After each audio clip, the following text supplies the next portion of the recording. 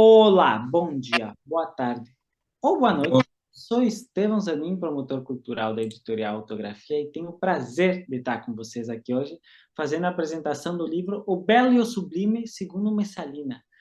Muito obrigado a todos e a todas que estão acompanhando essa entrevista online, principalmente obrigado, Miguel, por aceitar o convite da editorial para fazer essa entrevista aqui e celebrar o lançamento do livro. Assim que obrigado também por escolher a editorial Autografia como tua editorial. E nada, eu te passo a palavra para que você possa se apresentar e já começamos essa entrevista. Então, o meu nome é Miguel Freitas Graça, e escrevi um livro. Eu escrevo desde muito cedo, mas decidi desta vez editar, porque recebi uma opinião de um escritor já profissional de que o livro estava escrito com uma voz poética. E este livro deu muito prazer escrever. É um livro muito simples, não tem muito. É um conto que poderia ter sido novela, mas eu achei que tudo o que eu queria dizer para já está escrito neste livro. Não sei se faço uma trilogia, se faço. Porque eu tenho mais temas relacionados com este da Antiguidade Clássica que gostaria de abordar. Portanto, eu sempre escrevi, desde a adolescência, e lembrei-me de escrever. Eu andava há alguns anos com esta figura de Messalina, que digamos que é quase um herói mitológico da Antiguidade Clássica, que é a terceira esposa do imperador Cláudio, de Romano, e é prima de Calígula, também um imperador, e de Nero, outro imperador. São todos figuras muito marcantes da história daquele período. Uhum. E daquele livro que se chama Os Doze Césares, que explica a vida destes imperadores. Eu andei alguns anos a pensar como havia de inserir a figura de Messalina numa ficção, porque eu encontro esta Messalina nos dias de hoje. Ou seja, esta figura de Messalina é conhecida pela loba dos. Por ser uma personagem libertina, por ser licenciosa e por ser a loba dos bordéis na época do imperador Cláudio. E então eu pensei, nas minhas vivências pessoais de hoje em dia, encontro muitas personagens que têm o mesmo tipo de ética, ética amorosa ou ética íntima, de relacionamentos íntimos, que tem esta figura. Portanto, é desde o berço da nossa civilização ocidental que está presente esta figura libertina, e eu queria, de alguma maneira, explicar com este livro que hoje em dia, como naquela época, que já passaram 2000 anos, não há muitas diferenças. E que, apesar da evolução do cristianismo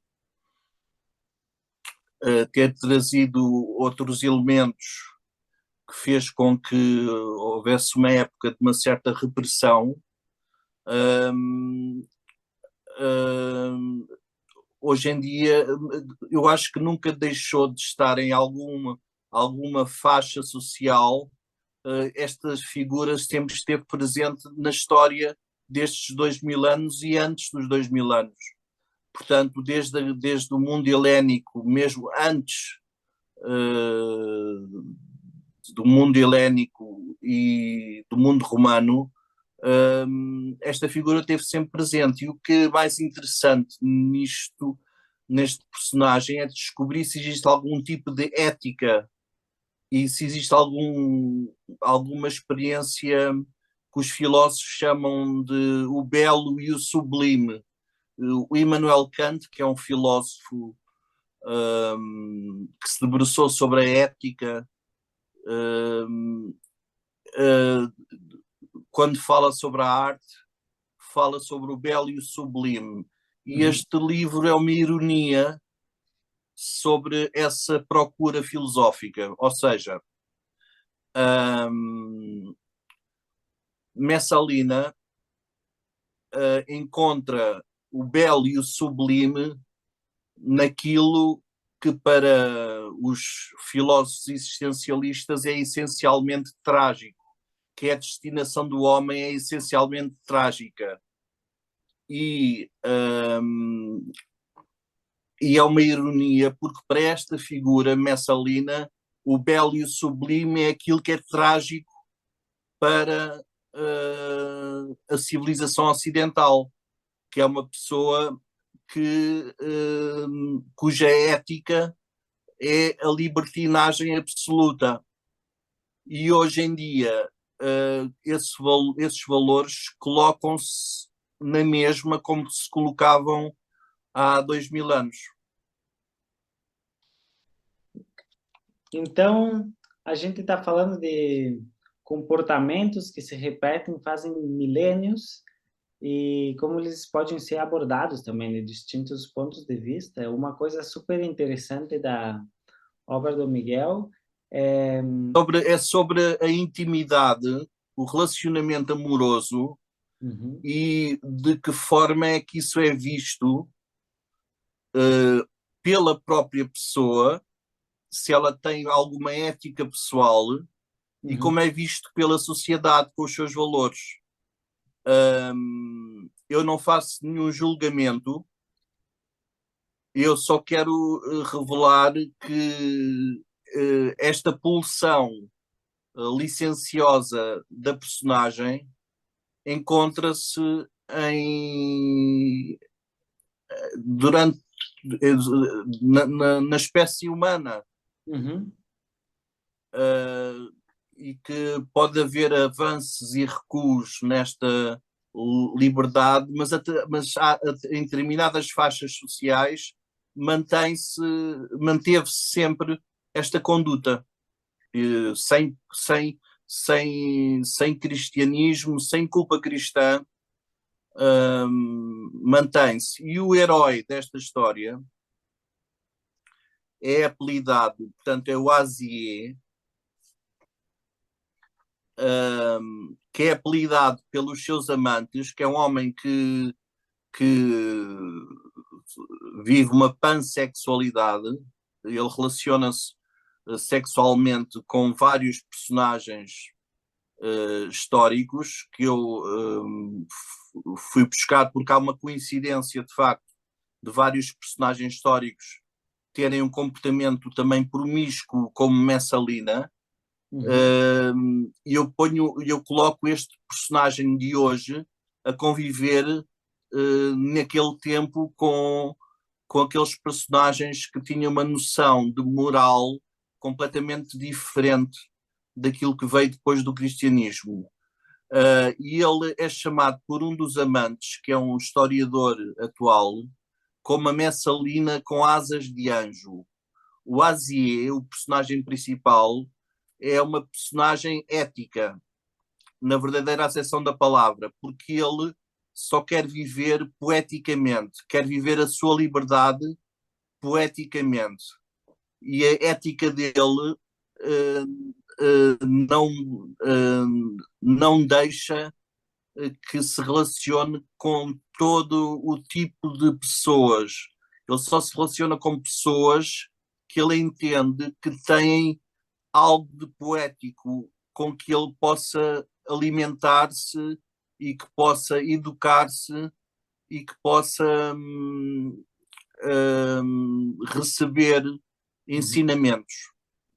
E uma coisa super interessante da obra, para as pessoas que já estão acostumadas ou já leram, é a associação que a obra faz com o trabalho de Nietzsche, como Sim, associados, relacionados. o Nietzsche foi fundamental. Eu li as obras fundamentais de Nietzsche e encontrei um limite, um extremo na sua, porque é o primeiro filósofo verdadeiramente existencialista, que era um filólogo, mas também um psicólogo. Ele foi fundador de vários saberes, e Freud dizia que ele era o ser humano que mais bem se conheceu na história da humanidade. Um, e ficou famoso pela frase que diz que Deus está morto, mas o que ele diz não é bem isso, não é o que as pessoas entendem. Ele diz que Deus existiu, só que o ser humano o matou. Portanto, ele não nega essa metafísica. Ele encontra a metafísica nas artes e na mitologia grega. Um, ele vai buscar a importância dos valores básicos da natureza, da luta do homem básica da natureza, e no seu encontro com os deuses, em que os homens e os semideuses e os heróis mitológicos conviviam, homem com divindades, e que os homens podiam desequilibrar os pratos da balança. E isso deu origem às tragédias gregas. Deu origem às tragédias gregas. E no fundo, o que este livro diz é que o belo e o sublime, segundo Messalina, é que o destino do homem é essencialmente trágico. Mas há uma ética que pode existir dentro dessa tragédia, que é a licenciosidade do personagem principal. Pode haver uma ética poética, pode ser uma pessoa que viva contra a moral vigente, mas que tenha uma ética poética nele, e que, mais ou menos, até ingenuamente, vai vivendo de acordo com essa sua própria ética, que é a busca da poesia, ou seja, a busca da felicidade, ou seja, a busca do amor. E em toda a gente já pode perceber que em toda obra existem várias mensagens, várias intenções, Muitas. muitos ensinamentos. Eu queria saber se você escreve a obra pensando num público específico, quem seria o seu objetivo de... Eu recomendaria aos jovens, aos, aos jovens que gostam de poesia, aos jovens que querem saber mais sobre a vida, sobre aspectos da vida que muitas vezes as pessoas pensam que são pormenores, mas como diz o Arthur Conan Doyle, os pormenores, por vezes, são os aspectos mais importantes a que nós temos de ligar. E existem pormenores na sociedade que muitas vezes passam despercebidos aos cidadãos e, sobretudo, aos jovens, porque ainda não experienciaram a vida, e que este livro pode ajudar a dar pistas sobre como sobre o que é que no fundo também os espera à medida que vão envelhecendo, à medida que vão amadurecendo. E eu gostaria de recomendar a todas essas pessoas iguais que ainda não tiveram o contato com a filosofia ou até com a literatura, que comece a Sim, questionar e expor também um outro sentido às coisas. Como a gente estava comentando antes da apresentação, a gente tá, é quase uma ficção ensaio. É quase uma ficção ensaio, porque eu ponho aqui os personagens a viver uma teoria filosófica, basicamente. e para as pessoas que não estão muito habituadas com o gênero, que querem saber um pouquinho mais, que te parece, Miguel, se a gente compartilha um fragmento da obra para as pessoas poderem ter esse contato, essa provinha? Sim, sim, eu vou ler aqui um capítulo que eu achei, que acho importante, que começa assim: se os romanos tivessem experimentado a verdadeira beleza, seriam mais felizes e não corrompidos pelo poder absoluto, pensou Azier.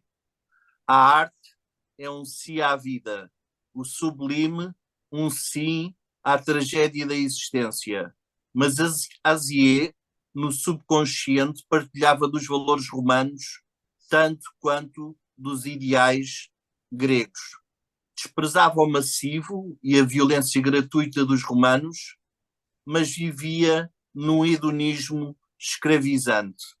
Ele escolhia o objeto do seu prazer com base em critérios mais dionisíacos do que de Apolo ou Apolínios. Gianfranco, o seu amante, sempre o apelidou de Messalina com asas de anjo.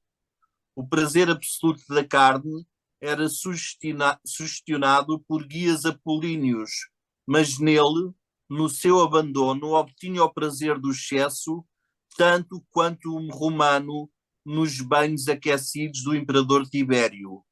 Aos 29 anos, já tinha experimentado o inominável e vivia o cotidiano na liberdade total, numa promiscuidade misturada com poesia e completamente desvinculado do solo, da vida, da culpa, numa inocência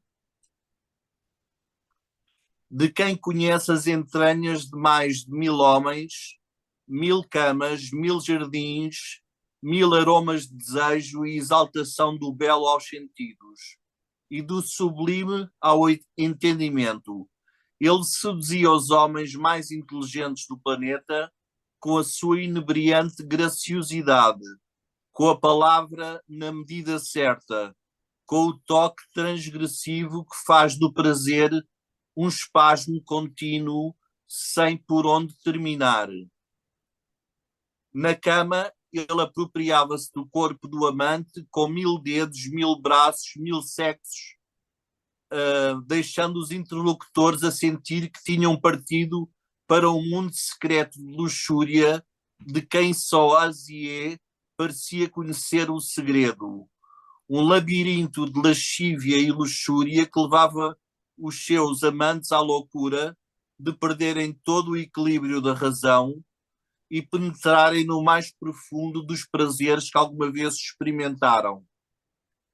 Eu acho que este excerto é um bom mote para aliciar as pessoas a lerem estas 64 páginas, que apesar de serem 64 páginas, parece que tem muitos volumes.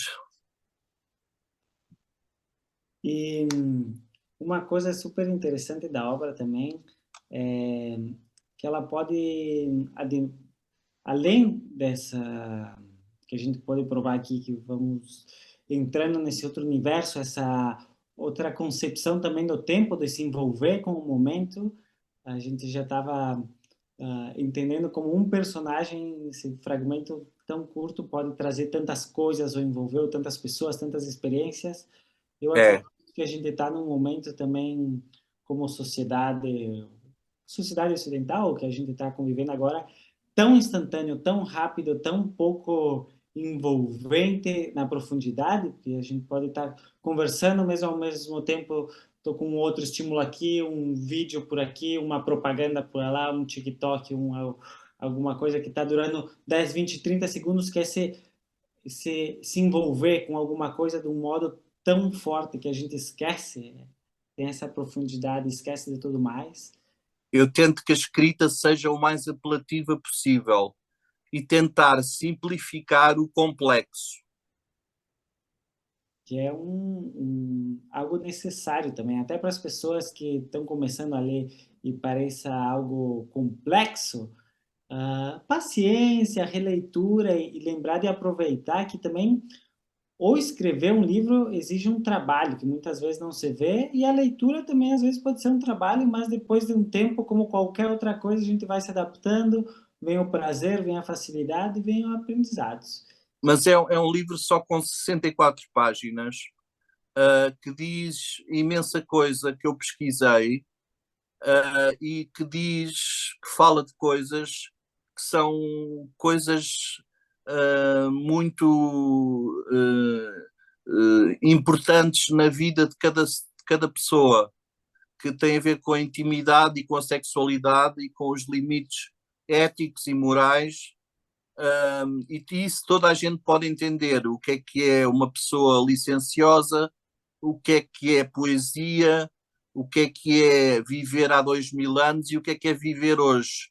Penso que isso toda a gente pode compreender, porque no fundo não mudou muito. E nada, eu queria então deixar aqui o convite para todas as pessoas que já leram, para conversar com o Miguel, dar o seu feedback, crítica construtiva, elogios sinceros, e quem tem a oportunidade, pedir autógrafos, dedicatórias. Se vocês ainda não têm o livro, aqui embaixo, na descrição do vídeo, vai ter o link para comprar o livro, e também a gente vai falar um pouco sobre o Miguel e sobre a obra. Eu queria agradecer a todos e a todas que estão vendo essa entrevista, essa apresentação, principalmente a ti, Miguel. E nada, eu queria Muito obrigado. te passar a Não, palavra. não o conhecia, é muito simpático. Muito obrigado. É um Mas prazer compartilhar. eu não sei qual é a sua nacionalidade. É espanhol ou português? Ou brasileiro? Eu sou brasileiro. Ah, mas tem o sotaque espanhol aí. Sim, já estou há anos vivendo fora do Brasil, conhecendo filosofias diferentes de várias nações, países, estados. Muito interessante. Mas leia o livro, porque o livro vale a pena ser lido. São só 64 páginas, lê-se num instante. E até vem essa recomendação também para vocês que leem o livro, também ler, compartilhar, dar de presente. Agora vem Natal, amigo secreto, invisível. Às vezes a gente não sabe o que dá, vai lá, compra uma garrafa de vinho, nada contra o vinho, mas a gente toma e terminou. Geralmente um livro é algo que a gente pode ter esse aprendizado, vai durar o resto da vida, e depois compartilhar, repassar para outras pessoas, por que não? Sempre uma boa ideia de presente. Eu queria saber, Miguel, quer se despedir, dizer algo mais para as pessoas que estiverem acompanhando? Olha, eu espero que as pessoas tenham a curiosidade, de ir mais além, de não cair em histórias, que não dizem nada de novo e não acrescentam nada à vida das pessoas, e que tentem ler coisas, livros fortes, livros que possam de alguma maneira ajudar nas suas vidas, e a esclarecer sobre a condição humana. E este livro é um deles. Um, é um livro em que a natureza humana é levada ao limite, mas que esse limite existe e não está muito longe. Fica aqui, então, a recomendação para a gente mais allá, como dizem aqui na Espanha. Dar esse passo a mais, e com certeza as consequências e os resultados vão ser muito gratificantes. Então, muito obrigado a todos e a todas. Um beijo e um abraço. Obrigado. Muito obrigado. Até mais. Tchau, Até mais. tchau. Tchau, tchau.